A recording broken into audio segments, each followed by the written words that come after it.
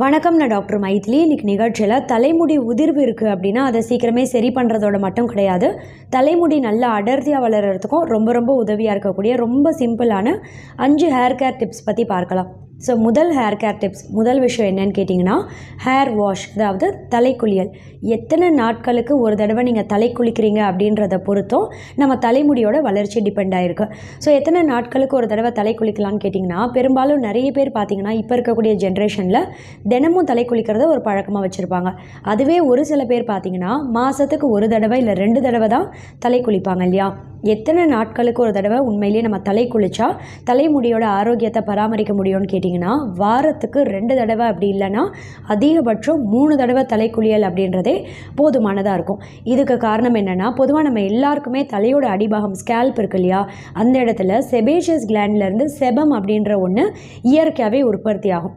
செபம் அப்படின்றது என்னென்னா, இயற்கையாகவே நம்ம தலையில் உற்பத்தி ஆகக்கூடிய ஒரு எண்ணெய் பசப்பு தன்மை தான் செபம் அப்படின்னு சொல்லுவோம். இது பார்த்திங்கன்னா அளவுக்கு அதிகமாக உற்பத்தி ஆகவும் கூடாது. இது உற்பத்தி ஆகக்கூடிய நேரத்தில் நம்ம தினமுமே தலை குளிக்கிறோம் அப்படின்னும் போது இந்த எண்ணெய் பசப்பு தன்மை உற்பத்தியில் பாதிப்பு ஏற்படும். செபமோட ப்ரொடக்ஷனில் பாதிப்பு ஏற்பட்டாலும் தலைமுடி உதிர்வுக்கு இதுவுமே முக்கியமான ஒரு காரணமாக அமையும். இதனால் வாரத்துக்கு 2 தடவை இல்லை 3 தடவை தலை குளியல் அப்படின்றதே போதுமானதாக இருக்கும். ரெண்டாவது இன்னொரு முக்கியமான ஹேர் கேர் டிப்ஸ் என்னன்னு கேட்டிங்கன்னா, நம்ம யூஸ் பண்ணக்கூடிய சீப்பு. பொதுவாக பெரும்பாலும் பார்த்திங்கன்னா நிறைய பேர் வீட்டில் பிளாஸ்டிக் சீப்பு தான் பயன்படுத்துகிறீங்க இல்லையா? பிளாஸ்டிக் சீப்புக்கு பதிலாக, அதுவே பிளாஸ்டிக் சீப்புக்கு மாற்றாக மர சீப்பு நீங்கள் பயன்படுத்தினீங்க அப்படின்னும் போது, மர சீப்பை கொண்டு தலையில் அழுத்தம் கொடுத்து நீங்கள் வாரும்போது தலைமுடியோட அடிபாகம் ஸ்கேல்பில் ரத்த ஓட்டத்தை சீராக வைக்க முடியும். தலையில் பிளட் சர்க்குலேஷன் சீராக இருந்துருச்சு அப்படின்னாலே முடியோட வேர் இருக்கு இல்லையா, ஹேர் ஃபாலிக்கல் ஒவ்வொன்றையும் நல்லா ஸ்ட்ராங்காக வலுவடைய செய்து ஹேர் பிரேக்கேஜ் ஏற்படக்கூடிய வாய்ப்பை ரொம்பவே கம்மி பண்ண முடியும். பிளாஸ்டிக் சீப்பு பயன்படுத்துகிறதும் ரொம்ப குறிப்பாக தலைமுடி உதிர்வுக்கு இதுவே முக்கியமான ஒரு காரணமாக இருக்கும். இதனால் பிளாஸ்டிக் சீப்பு பயன்படுத்துகிறவங்களா இருந்தால் அதுக்கு பதிலாக மர சீப்பு பயன்படுத்துகிறத ஒரு பழக்கமாக கொண்டு வாங்க. அடுத்து ரொம்ப முக்கியமான 3வது ஹேர் கேர் டிப்ஸ் என்னன்னு கேட்டிங்கன்னா, நிறைய பேர் செய்யக்கூடிய ஒரு தவறு என்ன நினைப்பாங்க, ஷாம்பு யூஸ் பண்ணால் அதில் கெமிக்கல் அதிகமாக இருக்குன்னு பெரும்பாலும் சீயக்காய் யூஸ் பண்ணுறத ஒரு பழக்கமாக கொண்டு வந்துட்டாங்க நிறைய பேர் இப்போது. ஆனால் ஒரு சில பேர் பேபி ஷாம்பு யூஸ் பண்ணுவாங்க. கேட்டால் குழந்தை யூஸ் பண்ணக்கூடிய ஷாம்புவில் கெமிக்கல்ஸ் கம்மியாக இருக்குது அப்படின்னு நினைப்பாங்க. பொதுவாக பேபி ஷாம்பு அப்படின்றது டியர் ஃப்ரீ ஷாம்புவாக இருக்கும். அதாவது பேபி ஷாம்புவில் பார்த்திங்கன்னா பிஹெச் அளவு அப்படின்றது 7லேருந்து கிட்டத்தட்ட 8 இருக்கும். அது ஆல்கலைன் நேச்சர், ஆல்கலைன் பிஹெச் அப்படின்னு சொல்லுவோம். அதுவே நம்ம தலைமுடியோட பிஹெச் பார்த்திங்கன்னா கிட்டத்தட்ட 5.7லேருந்து 5.8 இருக்கும். அதே நம்ம தலைமுடியோட அடிபாகம் ஸ்கேல்பில் உள்ளே இருக்கக்கூடிய அந்த வெள்ளை பகுதி இருக்கு இல்லையா, அது பார்த்திங்கன்னா இதோட பிஹெச் அளவு அப்படின்றது 5.5லேருந்து 5.6 பிஹெச் அளவு, அதாவது அசிடிக் நேச்சர். நம்ம தலைமுடியோட பிஹெச் அளவு, நம்ம ஸ்கேல்போட பிஹெச் அளவுக்கு தகுந்த மாதிரி, அதுக்கேற்ற மாதிரியான பிஹெச் அளவில் இருக்கக்கூடிய ஷாம்பு நீங்கள் பயன்படுத்தினீங்கன்னா தான் தலைமுடியோட ஆரோக்கியத்தை பராமரிக்க முடியும். தலைமுடி அடர்த்தியாக வளர்கிறதுக்கும் ரொம்பவே பயன் தரும்.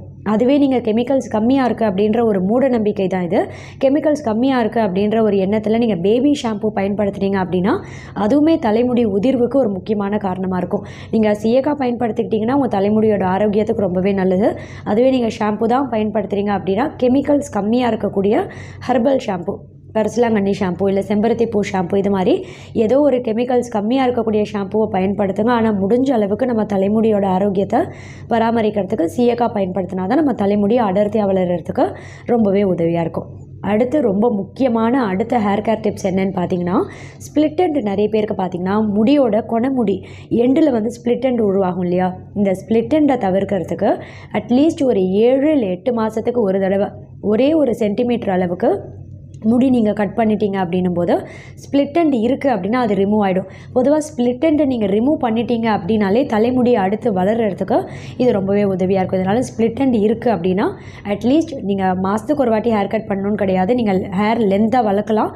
ஆனால் நான் சொல்லக்கூடிய விஷயம் என்னென்னா, கடைசியில் முடியோட கொனமுடியில் ஒரு 1 சென்டிமீட்டர் அளவு ஹேர் கட் பண்ணிட்டீங்க அப்படின்னா முடி வளர்ச்சிக்கு அதுவும் முக்கியமான ஒரு காரணமாக இருக்கும். அடுத்து ரொம்ப முக்கியமான 5வது ஹேர் கேர் டிப்ஸ் என்னன்னு பார்த்தீங்கன்னா, ஆயில் மசாஜ். நம்ம தலையோட அடிபாகம் ஸ்கேல்புக்கு தேவையான லூப்ரிகேஷன் நம்ம கொடுக்கணும். ஆயில் மசாஜ் அப்படின்றது ஏதோ ஒரு வகையான எண்ணெய், செக்கில் ஆட்டின தேங்காய் எண்ணெய், நல்லெண்ணெய், அப்படி இல்லைனா கரிசலாங்கண்ணி தைலம், கருஞ்சீரக தைலம்னு உங்களுக்கு எந்த ஆயில் நீங்கள் யூஸ் பண்ணுறீங்களோ அந்த ஆயிலில் வைத்து நீங்கள் தலையோட அடிபாகம் ஸ்கேல்பில் ஒரு நாளைக்கு 4லேருந்து 5 நிமிஷமாவது டைம் எடுத்து உட்காந்து நீங்கள் மசாஜ் பண்ணீங்க அப்படின்னும் போது, பொதுவாக நம்ம தலைமுடியோட அடிபாகம் ஸ்கேல்பில் எண்ணெயை நம்ம கையால் தேய்க்கும் போது பிளட் சர்க்குலேஷனை இம்ப்ரூவ் பண்ண முடியும். தலையோட அடிபாகம் ஸ்கேல்பில் ரத்த ஓட்டம் சீராக இருக்குது அப்படின்னாலே தலைமுடி வளர்ச்சி சீக்கிரமே தூண்டுறதுக்கு இது ரொம்பவே உதவியாக இருக்கும். தலைமுடி உதிர்வு இருக்குது அப்படின்னா அதையும் சீக்கிரமே சரி பண்ண முடியும். ஸோ இந்த 5 ஹேர் கேர் டிப்ஸ். முதல் விஷயம், நீங்கள் யூஸ் பண்ணக்கூடிய ஷாம்பு, பேபி ஷாம்பு பயன்படுத்தாதீங்க, சீயக்காய் பயன்படுத்திக்கோங்க. முடிஞ்ச அளவு நீங்கள் சீயக்காய் பயன்படுத்துங்க. அப்படி இல்லைனா ஹெர்பல் ஷாம்பு பயன்படுத்துங்க, பேபி ஷாம்பு பயன்படுத்தாதீங்க.